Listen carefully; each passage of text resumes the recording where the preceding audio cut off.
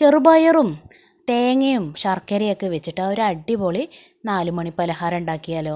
അതിനായിട്ട് അതിൻ്റെ മുന്നോടിയായിട്ട് തന്നെ എല്ലാവരും സബ്സ്ക്രൈബ് ചെയ്യാനും ഹൈപ്പ് ചെയ്യാനും പിന്നെ ലൈക്ക് ചെയ്യാനും കമൻറ്റ് ചെയ്യാനും ഒന്നും മറക്കരുത് കേട്ടോ. അപ്പോൾ നമുക്ക് റെസിപ്പിയിലേക്ക് കടക്കാം. ഒരു 1/2 കപ്പ് ചെറുപയർ വെള്ളത്തിലിട്ട് കുതിർത്ത് വെച്ചതാണ്. അതിലേക്ക് ഇനി നമുക്ക് വേവിക്കാൻ വേണ്ടി വയ്ക്കുക. ആവശ്യത്തിന് വെള്ളം ഒഴിച്ച് കുറച്ച് വെളിച്ചെണ്ണ കൂടി ഒഴിച്ച് കൊടുത്താലേ ചെറുപയർ നന്നായി അങ്ങോട്ട് വേവിച്ച് കിട്ടും. അപ്പോൾ ഒരു 4 വിസിൽ അടിക്കട്ടെ, അതവിടെ ആവട്ടെ. അപ്പോഴേക്ക് നമുക്ക് മൈദ എടുത്തിക്കണത് ഒരു 2 കപ്പ് മൈദ എടുത്തിട്ടുണ്ട്.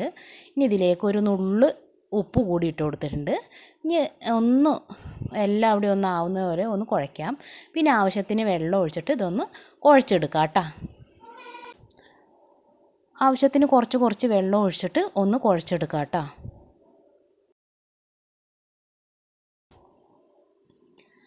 അപ്പോൾ നല്ലതുപോലെ കുഴഞ്ഞു വന്നിട്ടുണ്ട്. ഇനി ഇതൊന്ന് മാറ്റി വയ്ക്കാം കേട്ടോ. അപ്പോഴേക്ക് നമ്മുടെ ചെറുപയർ അവിടെ വെന്ത് വന്നിട്ടുണ്ട്. അതിലേക്ക് ഏലക്കാപ്പൊടി ഒരു 1/2 ടീസ്പൂൺ ഇട്ട് കൊടുത്തിട്ടുണ്ട്. പിന്നെ അത്യാവശ്യം ഒരു വലുപ്പമുള്ള തേങ്ങയാണ് കേട്ടോ ചിരകിയിരിക്കണ്. അത് 1 കപ്പ് തേങ്ങ ചിരകിയതാണ്. അത് ഇതിലേക്കൊന്ന് ഇട്ട് കൊടുക്കാം.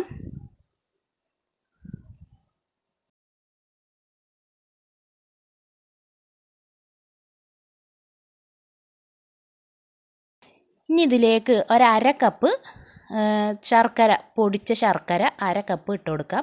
കുറച്ചുകൂടി ഇത് അത്യാവശ്യം മധുരം ഉണ്ടാവും. കുറച്ചുകൂടി മധുരം മുന്തി നിൽക്കണമെങ്കിൽ ഒരു കപ്പ് ശർക്കര ഇട്ട് കൊടുത്തോളൂ കേട്ടോ.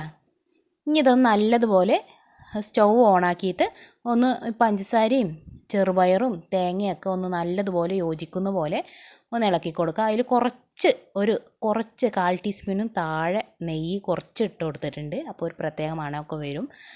കുറച്ച് നേരത്തിന് ശേഷം നമ്മുടെ ഇതൊക്കെ നല്ലതുപോലെ യോജിച്ചിട്ടുണ്ട്. ഇനി ഇതൊന്ന് ചൂടാറാൻ വേണ്ടി മാറ്റി വയ്ക്കാം കേട്ടോ. അങ്ങനെ അതൊക്കെ ചൂടാറിയിട്ടുണ്ട്. ഇനി നമ്മുടെ മാവൊക്കെ ഇവിടെ സെറ്റായി വന്നിട്ടുണ്ട്. ഇനി നമ്മുടെ ഇത് 1 ടീസ്പൂൺ എടുത്ത് കൊടുത്തിട്ട് ഇതിൻ്റെ ഒരു ഉരുളൻ്റെ ഉള്ളിലാക്കിയിട്ട് ഒന്ന് ഉരുട്ടിയെടുക്കാം. ഇതേപോലെ ഒന്ന് എല്ലാവിടെയും ഒന്ന് ഇതേപോലെ ഒന്ന് ആക്കിയിട്ട് ഒന്ന് ഉരുട്ടിയെടുക്കാം കേട്ടോ. അപ്പോൾ കണ്ടില്ലേ, ഇങ്ങനെ ആയിട്ടുണ്ട്. നമുക്ക് വേറെ അതും അതേപോലെ തന്നെ ആക്കിയെടുക്കാം കേട്ടോ.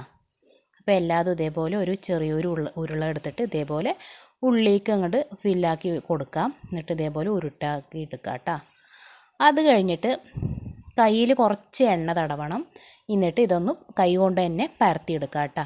ഇതൊക്കെ കണ്ടില്ലേ, ഇതേപോലെ കുറച്ച് എണ്ണ ഇങ്ങനെ കയ്യിലേക്ക് തടവി വെക്കാം. എന്നിട്ട് നമ്മുടെ ആ ഉരുള ഇതിലേക്ക് വെച്ച് കൊടുത്താൽ കയ്യിൽ ഒട്ടിപ്പിടിക്കുകയൊന്നുമില്ല കേട്ടോ.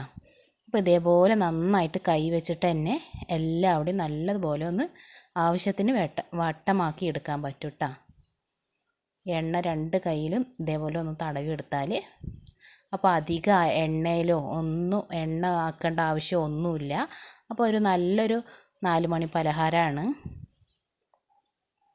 അപ്പോൾ നമ്മുടെ കുട്ടികളൊക്കെ വരുമ്പോൾ വൈകുന്നേരമൊക്കെ കൊടുക്കാൻ പറ്റും. അധികം എണ്ണയിൽ മുക്കിപ്പൊരിച്ചതൊന്നും അല്ലാത്തതുമാണ്. അപ്പോൾ അത് ഇതേപോലെ നമ്മുടെ റെഡി ആയിട്ടുണ്ട്.